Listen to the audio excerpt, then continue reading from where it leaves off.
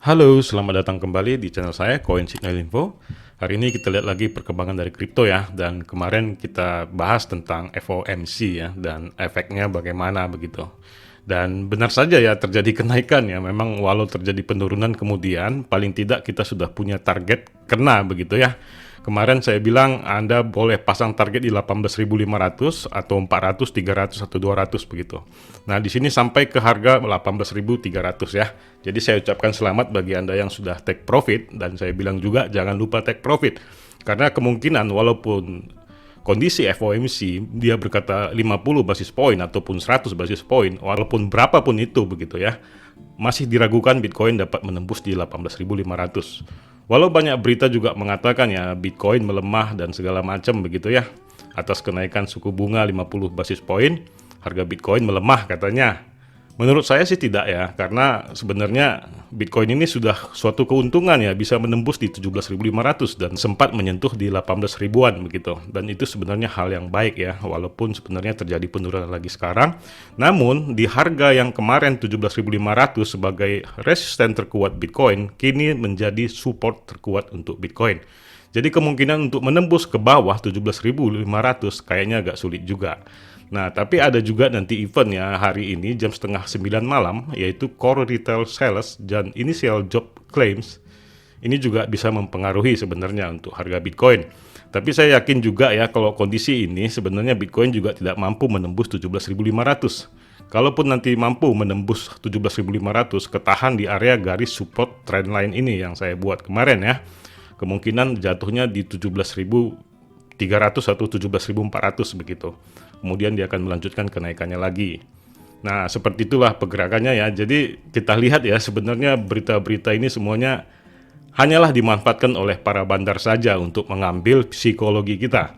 Nah, kita lihat juga dari sini ya, dan mereka juga menentukan di teknikal, karena mereka juga tahu pasti mereka akan masuk dan mereka akan take profit di harga itu.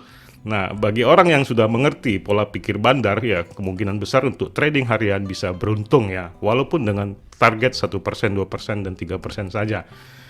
Bayangin aja kalau Anda trading 100 juta per hari ya, dan mengambil keuntungan 1%, Anda sudah dapat 1 juta per hari gitu. Jadi sebulan itu gaji Anda bisa 30 juta dari kripto, karena dia 7 hari trading on ya. Nah, kemarin juga saya bilang ya, kalau untuk DCA jangan dulu ya, jangan coba-coba untuk investasi di harga itu begitu, dalam kondisi rumor yang sangat tinggi. Nah, disinilah yang berlaku namanya teori dari buy the rumor, sell the news. Nah, inilah dia kesempatan yang bisa kita ambil. Nah, walaupun begitu, stop loss tetap harus digunakan ya, jangan sembarangan, jangan sok pendekar begitu ya, tanpa stop loss.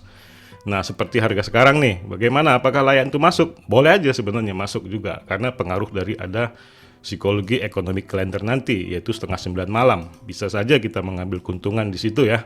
Dengan mengambil masuk harga sekarang juga bisa sebenarnya ya, dengan target 1% lagi ke atas.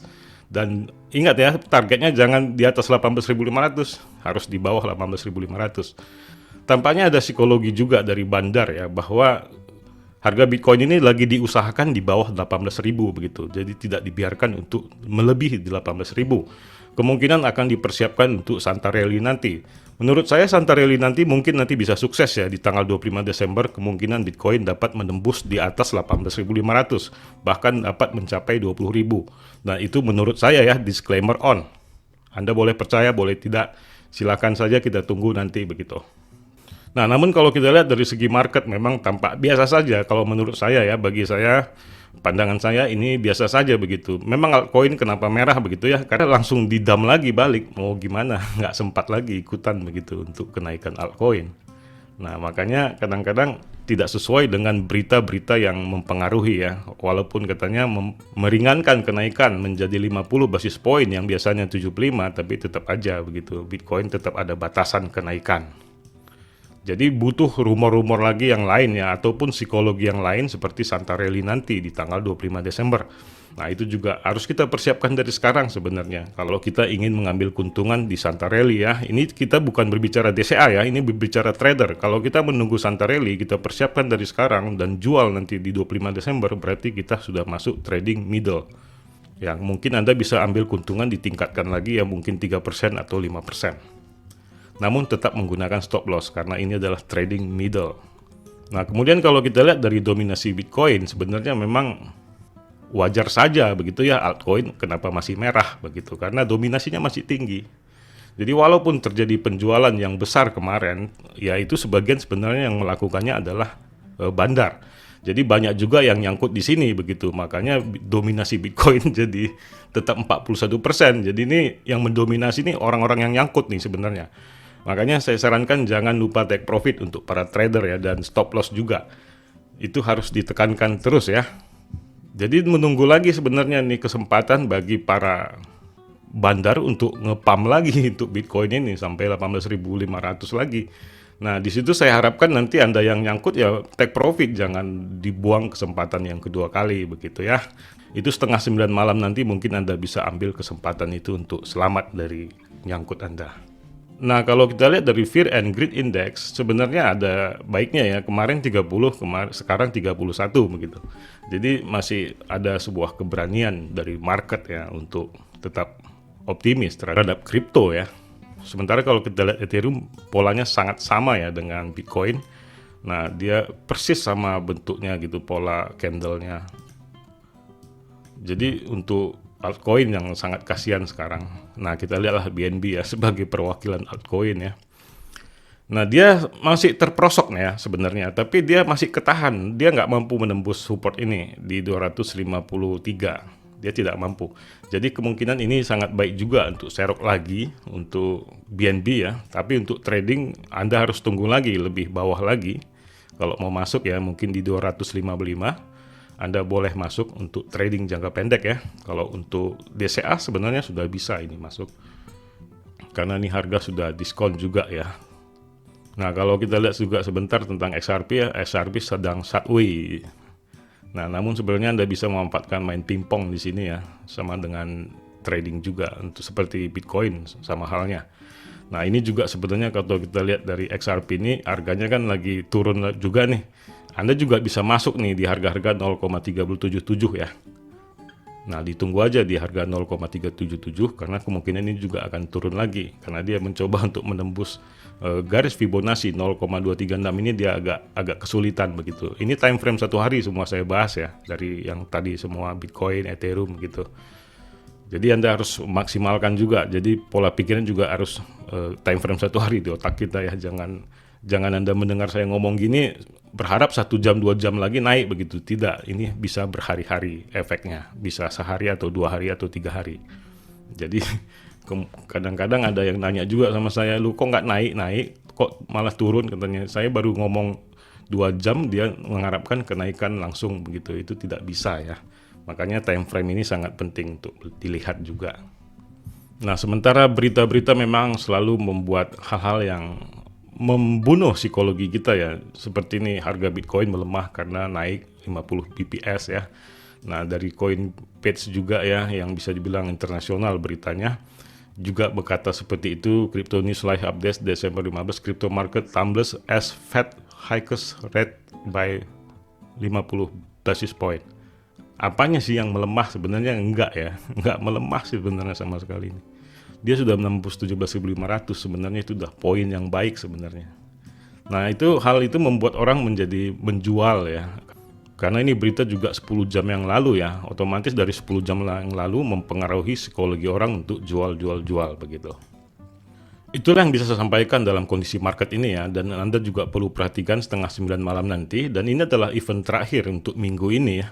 Dan tidak ada event besok juga, libur kayaknya, atau tidak ada berita ya tentang Amerika nih pastinya. Kita bahas terus tentang Amerika aja nih, karena dia ceritanya yang mengendalikan dunia lah.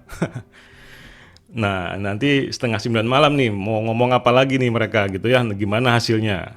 Nah, saya yakin juga naik turun lagi nih nanti, volatile lah sebentar, mungkin mantul. Ini ceritanya kan di 17.500 nggak mampu nih. Si bandar mungkin nanti nyerok nih di harga ini, dan kemungkinan muncul candle hijau, dan kemungkinan orang lain juga ikut atau FOMO ya. Kemudian naik terus dia tiba-tiba menjualnya lagi. Makanya harus Anda tahu ini nanti harganya 18.500 agak sulit lah ditembus pokoknya. Dan nanti akan terjadi turun lagi begitu. Jadi disikat semua tuh yang stop loss, cut loss semua kena semua tuh nanti. Jadi tetap waspada ya, tetap bijak gitu. Jangan kita serakah sekali mengambil keuntungan ya untuk trading ya khususnya. Berbeda kalau kita bicara investasi ataupun DCA, ya terserah, buy aja terus, beli aja terus. Kalau namanya DCA kan, karena investor kan nggak ada yang orang kere gitu, orang kaya semua nih kalau investor. Mainnya serok-serok aja begitu, turun serok gitu, nggak jual-jual gitu sampai bertahun-tahun. Itu kalau DCA ngomongnya ya. Jadi kalau trading jangan ngomong DCA, kecuali Anda trader milioner, itu namanya hedging ya. Anda boleh beli lagi, averaging down gitu, beli lagi di bawah, nanti dijual rata ke atas. Itu kalau modal Anda sangat besar. Kalau modal Anda belum ada 10 juta, jangan pakai hedging lah gitu ya. Oke, itu yang bisa saya sampaikan ya. Sebelum saya mengakhiri video ini, saya mau mengundang Anda untuk mendaftar di akun Binance, yang merupakan exchanger atau bursa kripto terbesar di dunia dari segi kapitalisasi dan keuangan reserve-nya yang transparan, dengan total asetnya sebesar 69 miliar US dollar, atau dalam rupiah 1080 triliun rupiah.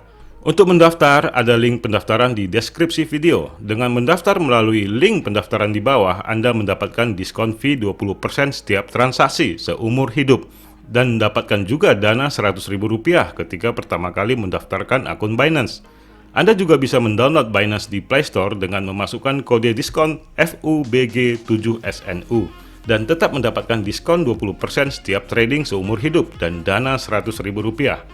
Banyak sekali kelebihan Binance, baik dari segi kecepatan dalam trading dan paling stabil, hampir tidak pernah error ketika market lagi meroket. Selain itu juga memiliki banyak fitur seperti staking, tabungan fleksibel, auto investasi yang cocok untuk Anda yang sedang DCA atau dollar cost averaging. Dan ada juga fitur Launchpad dan Launchpool yang pada dasarnya ketika kripto baru launch di Binance akan mendapatkan keuntungan hingga 20.000% yang tertinggi. Tentunya dengan kecepatan tangan Anda untuk take profit. Silakan daftar segera, kesempatan terbatas. Dan Anda bisa tanyakan hal-hal yang perlu Anda ketahui di DM Instagram saya. Dan di akhir video saya ucapkan salam profit.